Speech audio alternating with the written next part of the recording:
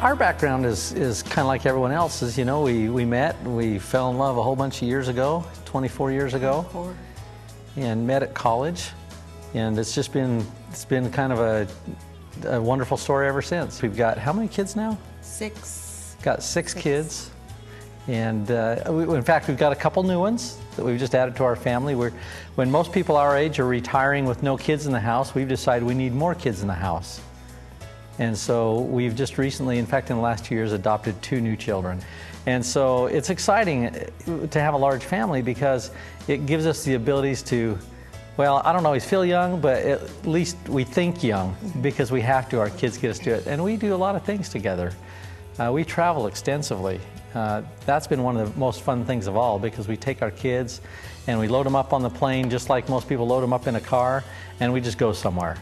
And we go all kinds of places, and our kids have seen things that have just been, well, it's kind of a miracle. I really look at it in my life. I mean, here's a story that was kind of interesting. Do you remember when 9/11 happened? And we wanted our kids to be able to see that on a more personal way than just on television. So shortly after that, we found ourselves in New York. Actually, the ground was still smoking from the towers that were there, and that's left a permanent impression upon us and our family. And I think what this opportunity has afforded us more than anything is the ability to teach our children and to help them gain perspective in their life and how things are so much different when you have firsthand experience of those kind of things. It's been a real blessing, hasn't it? It's just been amazing for them.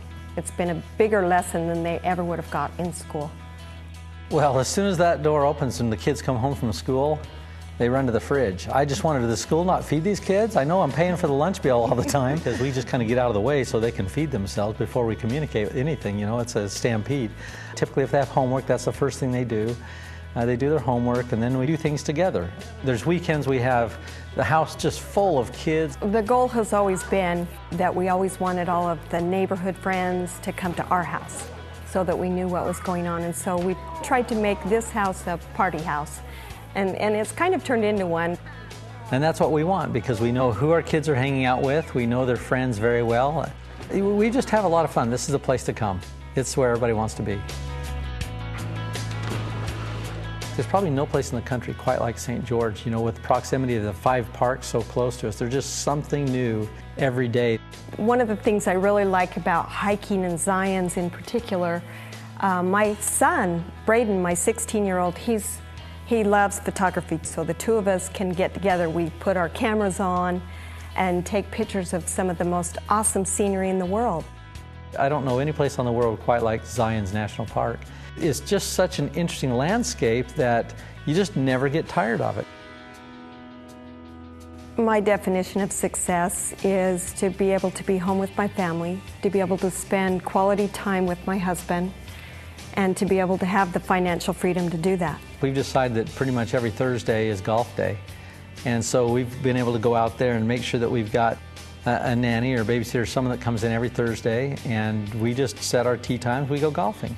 We've been able to set up things in our life that are important to us because this business allows us to do it. You know, people say that money's not important, but I work 60 hours a week to chase it. And so money is important. It's important that we find a way to generate our money so that we do it in as little time as possible so that we can go out and pursue those things that really are important. And that's what Montevi's done for us. It's gave us the capacity to decide what is important in our family and make it so we've got the time and energies and financial wherewithal to pursue it. You know, quite often you look at success and think, gosh, they're so lucky. But my experience has been success doesn't come as a result of luck. It comes as a result of planning. And so when you spend your time seeking for the vehicles that can get you what you want, I tend to think a big chunk of people will end up finding our business, our industry. This industry of networking, this career, brings so many benefits that if you're looking for financial freedom and free time, I don't know where else most people are going to go. Every person I've ever met wants financial independence. They don't recognize it, but I say that because the opposite of that is financial dependence. And I don't know anyone who sets out with that as a goal. Never. And so for us, it's just been a constant pursuit that led to this industry of network marketing. Because one thing I've recognized, you can't gain financial independence unless you've got leverage in your life. It's the most important component. And there's only a couple things you can leverage. You can leverage your time, or you can leverage your money. And for the bulk of us, we don't have money to leverage. So the only thing we've got to leverage is our time. So the real question comes down is, okay, what is the best vehicle on the planet for leveraging your time? And I'm telling you, this is the vehicle. So we found ourselves in this about 20 plus years ago and worked really hard. It took us about a year and a half to generate enough income that we could kind of live on it. But I'll tell you what, our life changed more than all the wealth that's been created thereafter. And the reason it's changed so much, that was the first $50,000 or $60,000 a year that came passively. How would that change your thinking to know that next month it was going to be there, whether you stayed in bed or whether you got up and dug ditches? It was always going to be there. And so our mindset, that's when we gained our financial freedom back in 1990. And what I like about it is that you find that you enter like a new dimension. Your mind is able to start focusing on things you hadn't focused before. Things like, well, more altruistic things. How can I make a difference today? How can I contribute to somebody else who may not be in the same circumstance in life, who may have pain or have suffering or for whatever reason? You know, we live in a world that's got a lot of challenges. And I'm telling you, we've got to be part of the solution. And you can't give someone what you don't have yourself. So the first way to help the poor is don't be poor.